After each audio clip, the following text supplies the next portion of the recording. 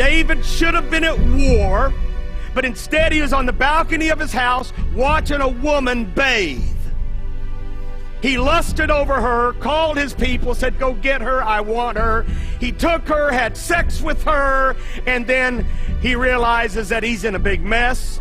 This girl gets pregnant. He's got to do something about this. So Uriah the Hittite, who is the husband of Bathsheba, David brings him in, wants him to lay with his wife and, sort of fix things. Boy, we try to fix stuff, don't we?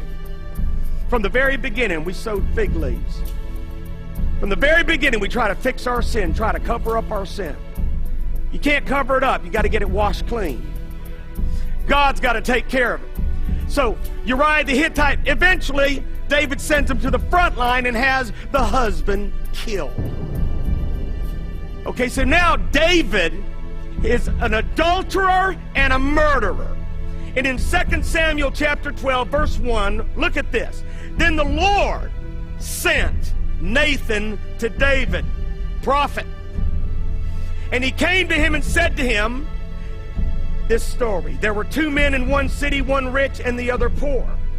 The rich man had exceedingly many flocks and herds, but the poor man had nothing except one little ewe lamb which he had bought and nourished, and it grew up together with him and with his children. It ate of his own food and drank from his own cup and lay in his bosom, and it was like a daughter to him. And a traveler came to the rich man who refused to take from his own flock to prepare one for the wayfaring man who had come to him, but he took the poor man's lamb and prepared it for the man who had come. Prophet of God telling a story, and the sinner listening.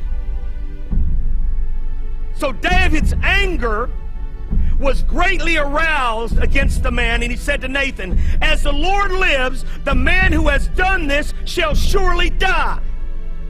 And he shall restore fourfold for the lamb, because he did this thing and because he had no pity." Then Nathan said to David, "You are the man. Thus says the Lord God of Israel, I anointed you king over Israel, and I delivered you from the hand of Saul. I gave you your master's house and your master's wives into your keeping, and gave you the house of Israel and Judah. And if that had been too little, I also would have given you much more. Why have you despised the commandment of the Lord to do evil in his sight? You have killed Uriah the Hittite." Oh, I love prophets. And I love preachers of righteousness. I love pastors who are not afraid of their people. I love pastors who are not ashamed of the whole truth. I love pastors who will call sin, sin, even if it means losing the biggest giver in the church. I love pastors. Dear Jesus, some of you are watching at home.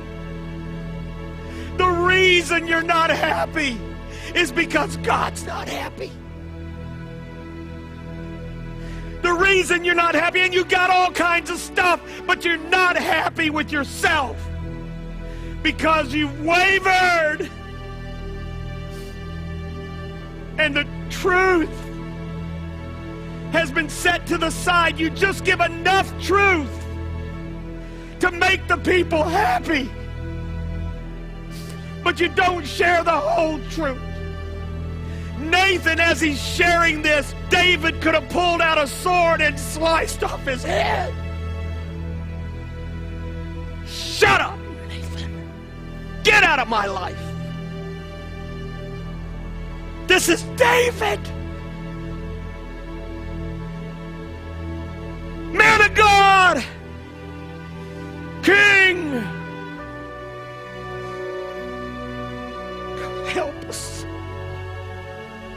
Jesus, help us to return to the God of our fathers.